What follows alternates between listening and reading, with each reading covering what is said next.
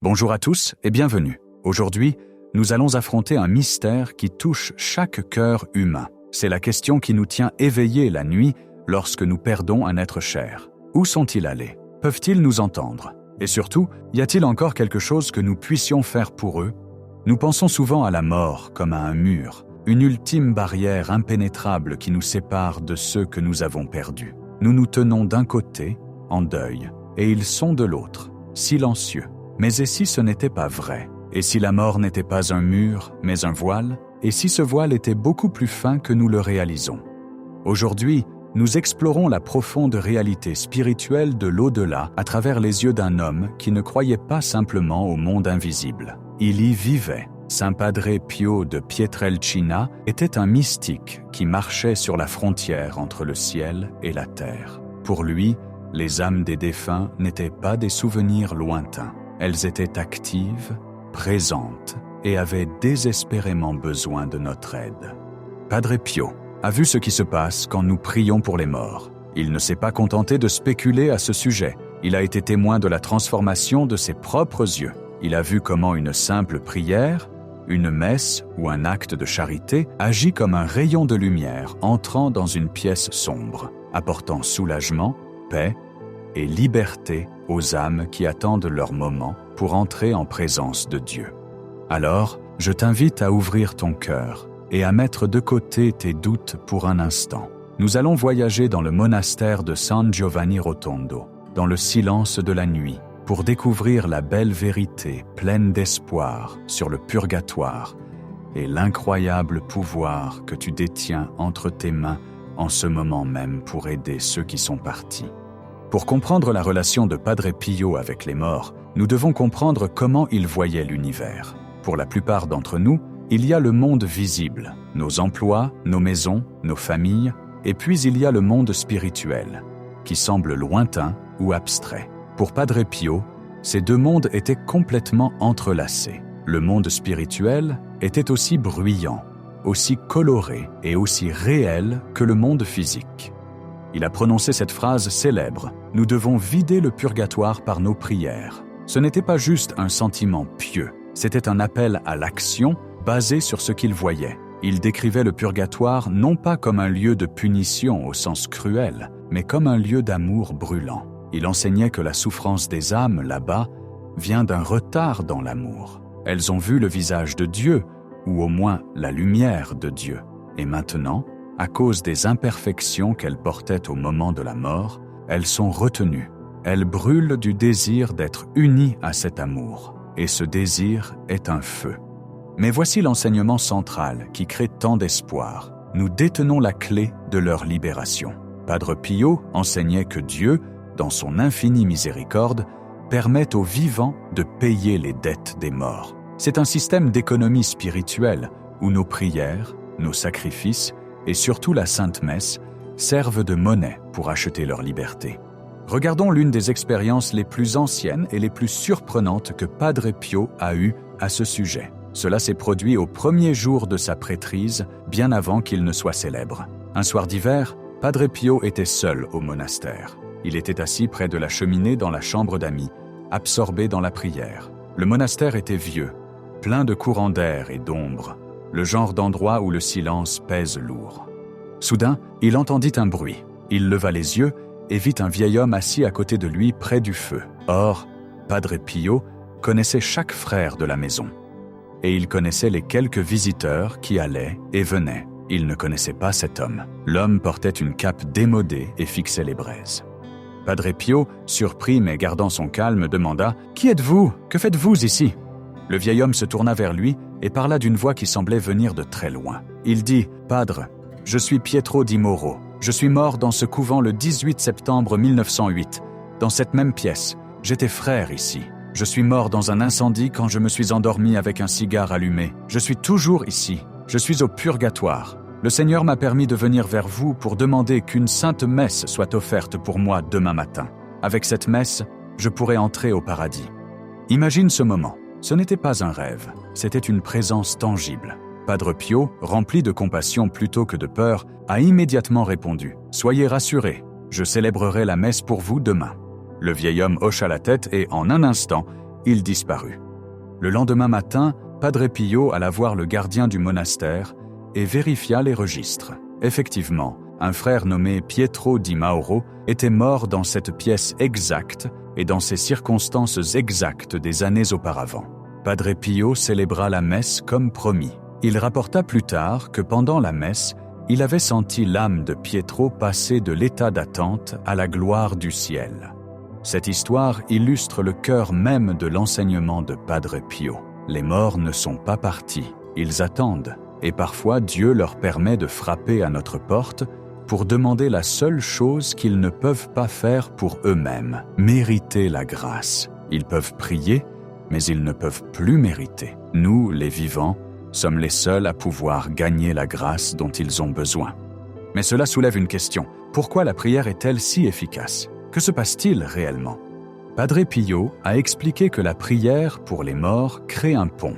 Quand nous prions pour une âme, nous offrons essentiellement notre amour à Dieu en son nom. Dieu, qui est justice parfaite, ne peut ignorer la dette du péché, les petits égoïsmes, le manque de charité, les attachements au monde qu'une âme porte. Mais Dieu, qui est aussi miséricorde parfaite, nous permet d'intervenir. Padre Pio a dit un jour à un médecin qui lui était proche, « Si vous saviez à quel point les âmes du purgatoire souffrent, vous ne laisseriez pas passer un seul jour sans prier pour elles. » Il y a une autre histoire profonde qui démontre l'intensité de cette souffrance et le soulagement que nous pouvons apporter. Un soir, Padre Pio priait dans la tribune du chœur de l'église. Il était tard et l'église était sombre, éclairée seulement par la lampe du sanctuaire. Soudain, il entendit le bruit de bougies qui tombaient et s'écrasaient près du maître-autel. Pensant que quelqu'un était entré par effraction ou qu'un animal les avait renversés, il alla à la balustrade pour regarder en bas. Là, au maître-autel, il vit un jeune frère épousseter et arranger des fleurs. C'était étrange car c'était le milieu de la nuit. Padre Pio s'écria « Hé, qu'est-ce que tu fais là-bas? Il est tard !» Le jeune frère leva les yeux. Il n'avait pas l'air effrayant. Il avait l'air triste. Il dit « Je suis un novice qui servait ici autrefois. J'ai souvent négligé mes devoirs à l'autel. Je ne nettoyais pas correctement.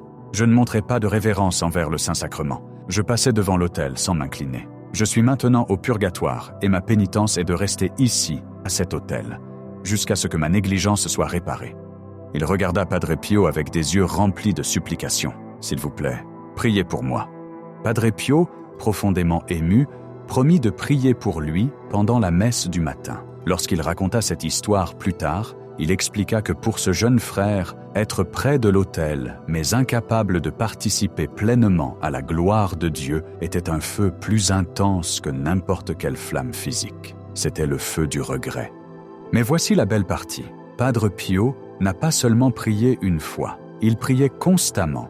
Et il enseignait que lorsque nous prions pour ces âmes, leur souffrance change. Elles passent d'une souffrance d'isolement à une souffrance d'espoir. Elles ressentent notre amour. Elles savent qu'elles ne sont pas oubliées. Il y a une idée fausse selon laquelle le purgatoire consiste simplement payer pour les mauvaises choses que nous avons faites, mais Padre Pio nous a aidés à comprendre qu'il s'agit davantage d'une purification du cœur. Il s'agit d'apprendre à aimer parfaitement. Pense à un morceau d'or. Si tu extrais de l'or du sol, il est couvert de terre et de roches, c'est du vrai or, mais il ne brille pas encore. Pour le faire briller, tu dois le mettre dans le feu. Le feu brûle la saleté, non pas pour détruire l'or, mais pour le révéler. C'est cela le purgatoire. Et nos prières agissent comme un accélérateur de ce processus, ou peut-être comme un baume rafraîchissant qui rend le feu supportable.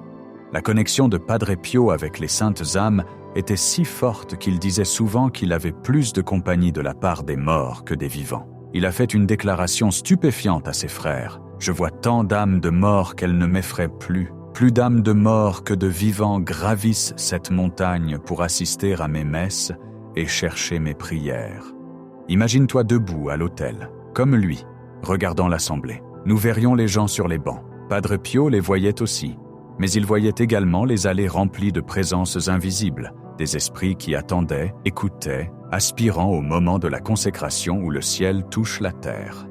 Cela nous amène à l'outil le plus puissant que nous ayons, la Sainte Messe.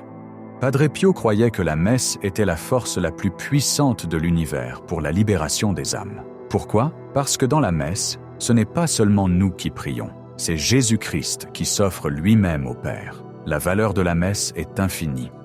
Lorsque le propre père de Padre Pio, Grazio Forgione, est décédé, Padre Pio a eu le cœur brisé. Il aimait profondément son père. Grazio avait été un simple fermier qui avait tout sacrifié pour aider son fils à devenir prêtre. Après la mort de Grazio, Padre Pio tomba malade de chagrin. Mais il ne se contenta pas de faire son deuil, il se mit au travail.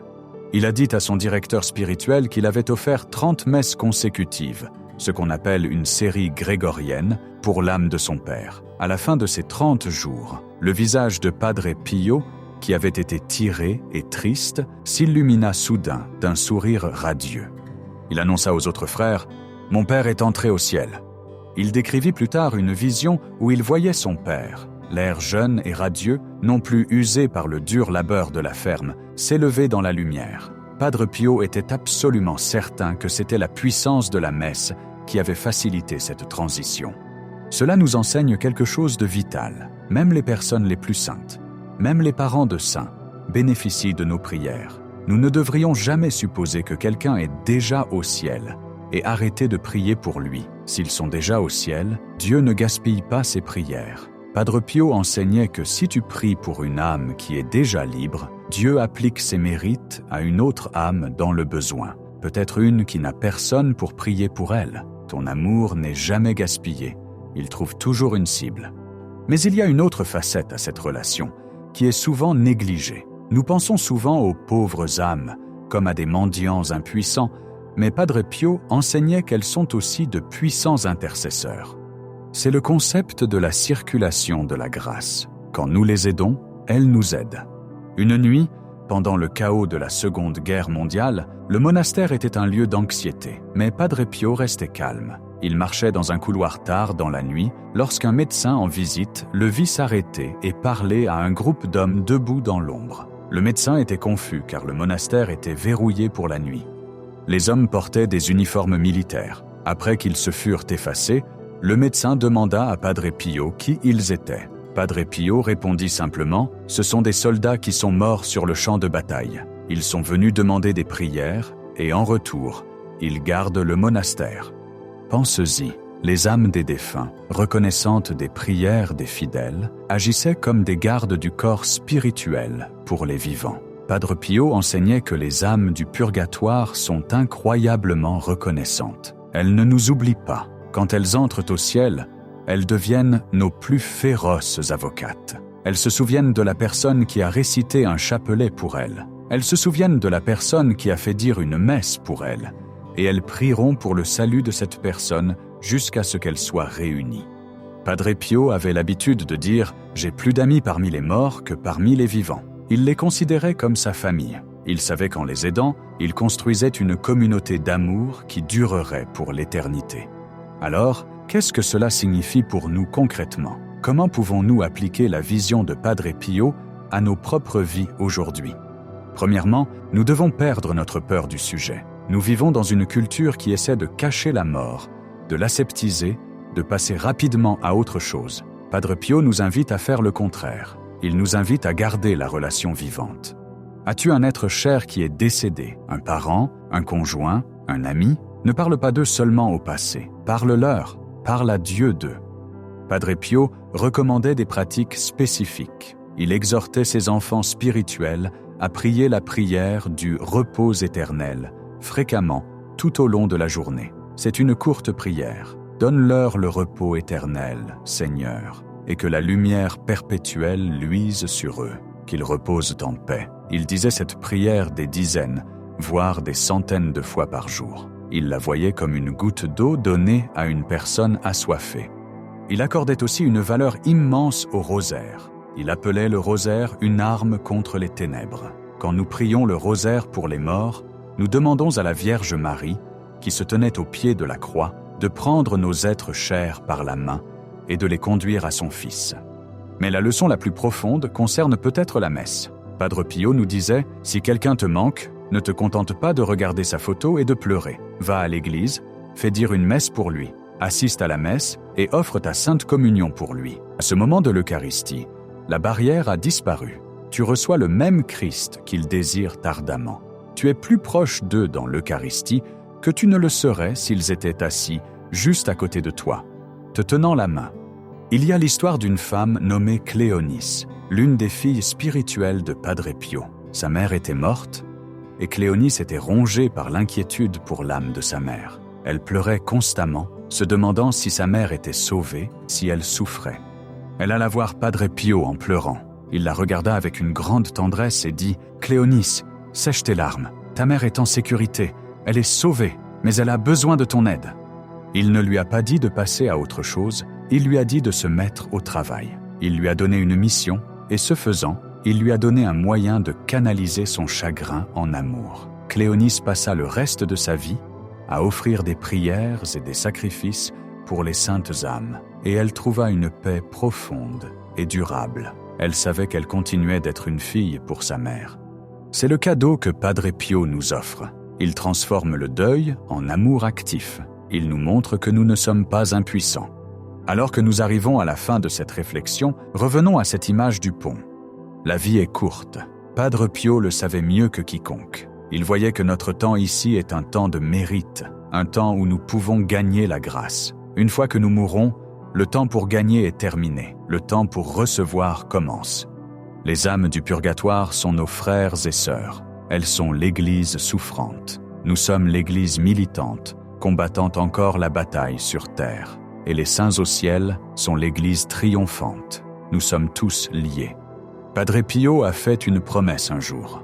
Il a dit « Je me tiendrai aux portes du ciel, et je n'entrerai pas tant que tous mes enfants spirituels ne seront pas entrés. » Il attend, et les âmes pour lesquelles nous prions attendent.